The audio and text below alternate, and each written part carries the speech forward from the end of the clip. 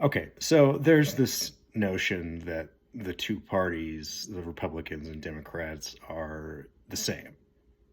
They're just as corrupt as each other. They're just as useless. Um, the politicians that make them up are bought and do not have the country's interests best in mind. And I reject this notion 100%. I think it's easy to say that both parties are the same and they're just as bad as each other. I think that cynical view, it comes across open-minded. It sounds open-minded. And it sounds like, you know, I don't want to use the word woke because obviously that's its own definition these days. But it's the idea that you can't pull the wool over my eyes. Both parties are just as bad.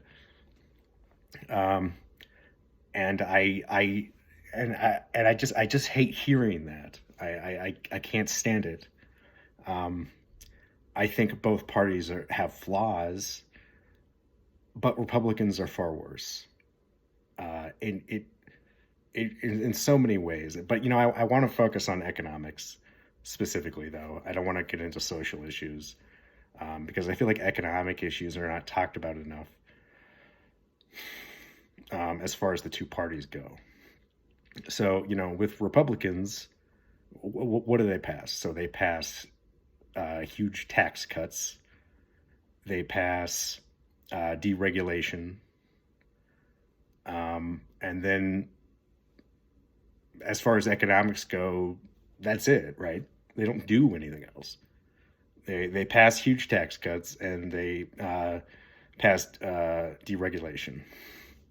Um, and I guess those concepts sound good on paper, but they're not in practice. So, uh, despite what people might think about revenue, it is very important. And if you cut too much of it, you're going to increase the deficit, and that's exactly what Republicans do.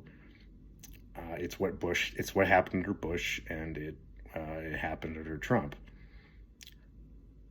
You know that they, there's so much emphasis on spending, which obviously is a factor as far as the deficit goes as well.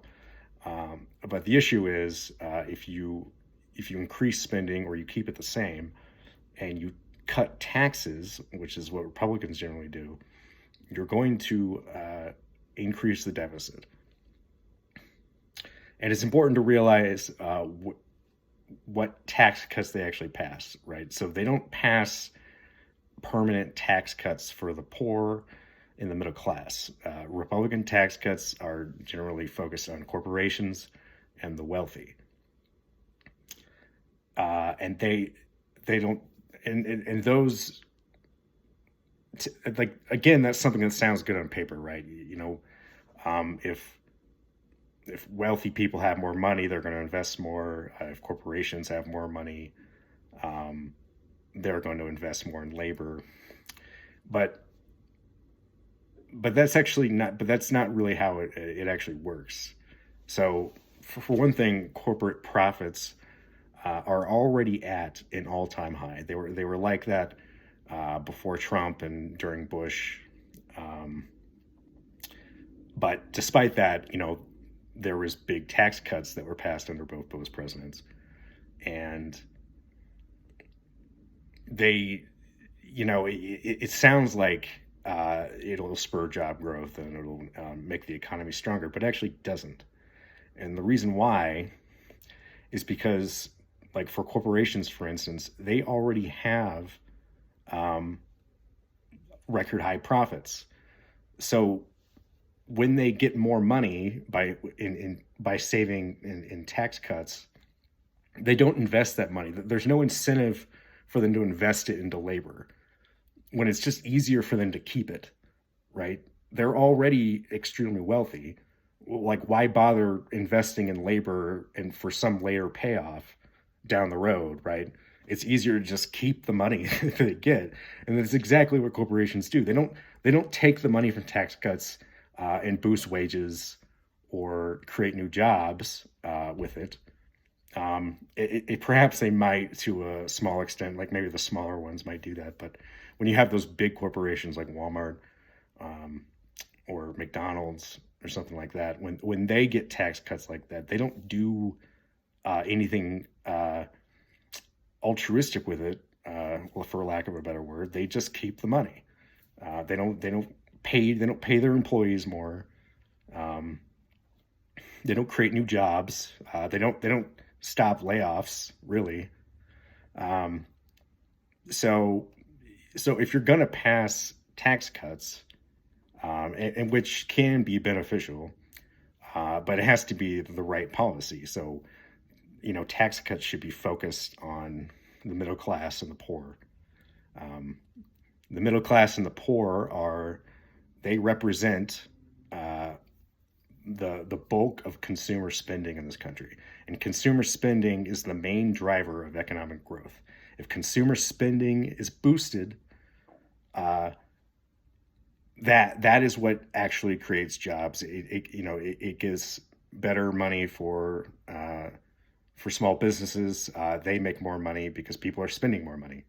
And that goes all the way up to the top. So if consumer spending is boosted, um, it's gonna create inevitably it's gonna create jobs, and it's going to boost wages um, for more of the smaller businesses and the medium sized businesses. Um, that's that's the main driver of economic growth is a boost in consumer spending, and a boost in consumer spending would it also helps the major corporations as well.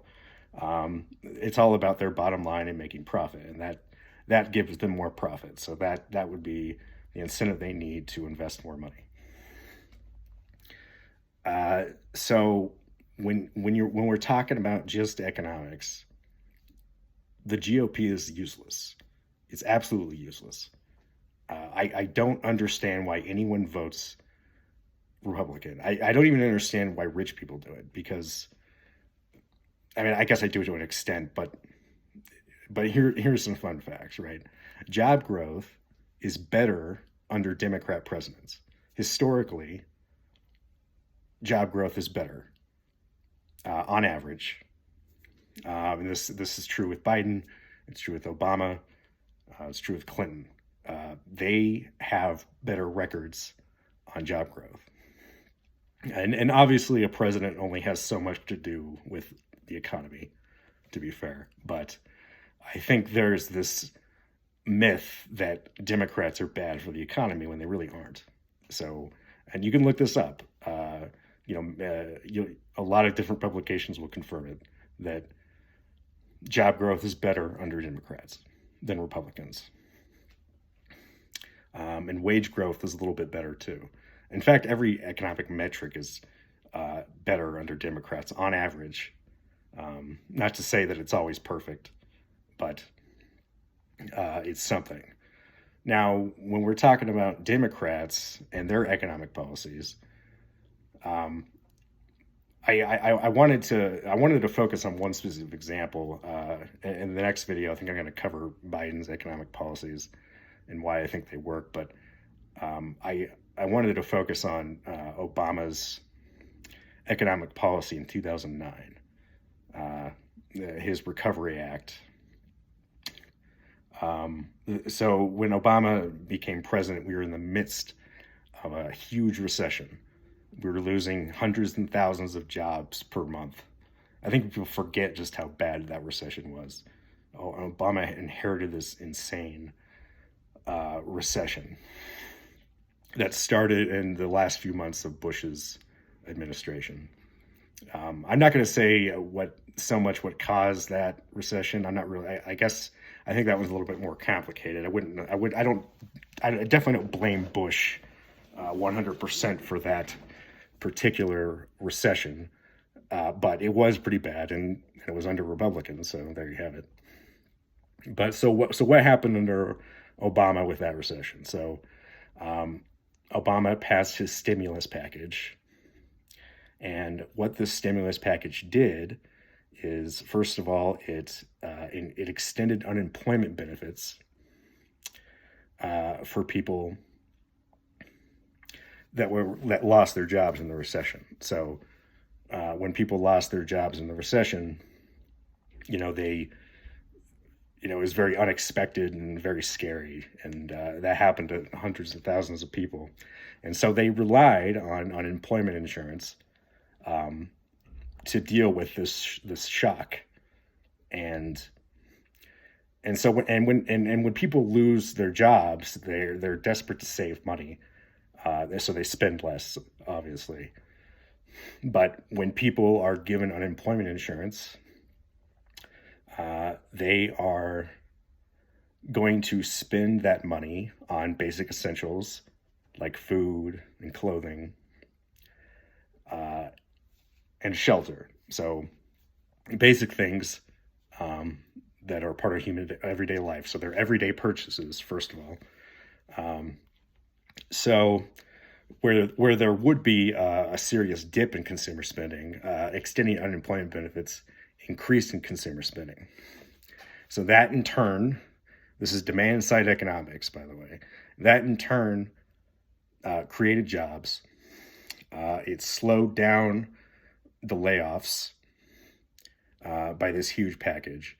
I should also mention that within that package, Obama also helped pass some tax cuts for middle class and small businesses, which are, those are the right kind of tax cuts. So eventually, months later, around June of 2009, before that, the recession was getting better. It was not as bad month after month after the stimulus package was passed. And then by 2009, the recession was over, right? It was a very short-lived recession, but it was huge. It was a very costly recession. And people talk about that, well, that was the longest recovery ever from a recession. And while that's true, the reason is because of how many jobs we lost. I mean, we lost millions of jobs within months.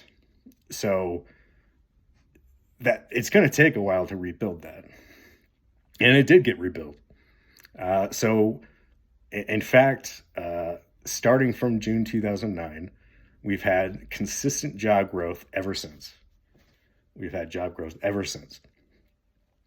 So of course that means that we had job growth under Trump and as well, of course. But it hasn't stopped. It hasn't stopped under Biden. And I guess I just think that was such a monumental example of good economic policy that I wanted to highlight that. But, beyond that, Democrats, they offer a variety of economic solutions. They don't get passed a lot of the time, of course, for whatever, even within the Democrat Party, you'd have moderates that vote against progressive policies, like raising the minimum wage and that kind of thing. But, certainly raising the minimum wage goes a long way. I think people get concerned about price, like the consumer goods prices going up because of that. But that really just depends on how much you raise the minimum wage, like how fast you do it, and to what amount. So what we should have did from the beginning, decades ago, was raise the minimum wage for decades. Over time, throughout that time. Now we haven't done that. It's not a good idea to raise the federal minimum wage, which is $7.25 to $15 an hour. That would be too big of a shock for the economy. But if we would have just started early and over the years raised the minimum wage, um, that would have gone a long way. Businesses would have adapted, and any price hike uh, is is offset by a boost in consumer spending. So if people have higher wages, they're spending more money, and that helps the economy. Another example of Democrat economic policy is, uh, for instance, Obama made it so that overtime workers were given more eligibility. So, like he helped change the definition of um, those workers, and to make them qualify for being overtime. So that helped boost their wages. So I think things like that. Um, Democrats, I think, are just largely more creative, um, and what they do is something that's actually backed more by economists. Um, I think they usually pass things that economists widely endorse. So another example would be extending the child tax credits. They're expired now, unfortunately, but during the pandemic, that was something that really helped families, impoverished families with children. So it gave them more breathing room. This helped them. It boosted consumer spending, right? So people are spending more money, and unfortunately, it didn't get continued, and that's partly Democrats to blame. There's moderates within progressives within the Democrat Party, so the infighting didn't help. But and because of that, I just want to say that is the reason why Democrats are better than Republicans. So the party is flawed, as I mentioned, but they are not nearly as bad as Republicans. Democrats actually, they don't succeed all the time, but they at least attempt to pass legislation that helps the poor and the middle class, and it's worth criticizing them for not getting more of these policies passed, obviously. But of course, that's going to depend on the makeup of the two parties in Congress. So, I think with Biden's first 2 years, a lot got accomplished because Democrats had full control. They passed a lot of different policies, a few different economic policies, and I don't want to say too much about the success or failure of those policies. I think maybe it might be a bit too soon to say, really. But what sticks out to me is the creativity of Democrats and the variety of policies that they offer. And I just don't understand why more people don't take notice of that. I don't understand why there has to be this typical cynical view of the parties being just as bad as each other. It's just so fundamentally untrue. But again, people like to say it because it comes across open-minded.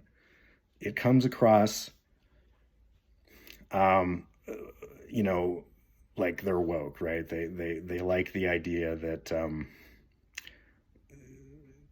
that these two antiquated parties that have been in power for so long are they're part of the same bird, right? They're two wings of the same bird. And of course, Democrats, the Democratic Party, it's definitely fair to criticize them. They have some fundamental flaws. I'm just sick of the false equivalency with saying the two parties are just as bad as each other. And not everybody says this, of course, but I hear it a lot. I hear it from people who are generally very uninformed on politics. Um, but and I feel like even if you're conservative and you don't want to vote Democrat, which I get, there's just no excusing voting Republican. So if you're an independent conservative, I actually have we have fundamental disagreements, you and I, but I have a lot more respect for you than I do any Republican voter because um, you probably value more creativity and dynamic in a president or a local representative. Um, so I guess I just wish we should just make a pact right now. Don't vote Republican. It doesn't mean you have to vote Democrat.